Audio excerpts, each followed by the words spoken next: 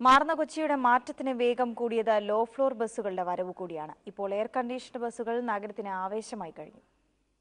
2009 ഡിസംബറിലാണ് കൊച്ചിയുടെ ഹൃദയം കീഴടക്കി AC ലോ ഫ്ലോർ ബസ്സുകൾ എത്തിയത്.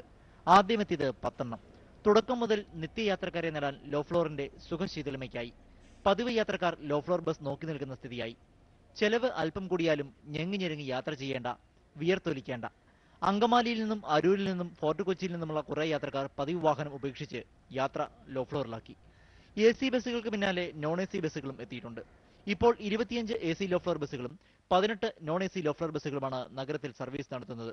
സർവീസുകൾ വലിയ ലാഭത്തിലല്ല, പക്ഷേ വിദേശ ടൂറിസ്റ്റുകളടക്കം AC ലോ ഫ്ലോറുകളെ സ്വീകരിച്ചു കഴിഞ്ഞു. നഗരത്തിലെ സ്വകാര്യ വാഹനങ്ങളുടെ എണ്ണത്തിൽ കുറച്ചെങ്കിലും കുറവ് വരുത്താനും ലോ ഫ്ലോറുകളിലെ നഗരപ്രവേശനത്തിന് കഴിഞ്ഞു. ഒപ്പം മെട്രോ നഗരങ്ങളിലേതുപോലെ സുഖയാത്ര കൊച്ചിക്ക് നൽകാനും ലോ ഫ്ലോറിനായി. മാറുന്ന കൊച്ചിയുടെ വഴിയിലെ കുളിർക്കാഴ്ചയായി ഇനിയും കൂടുതൽ ലോ ഫ്ലോറുകൾ താമസിയാതെ നഗരത്തിലെത്തും.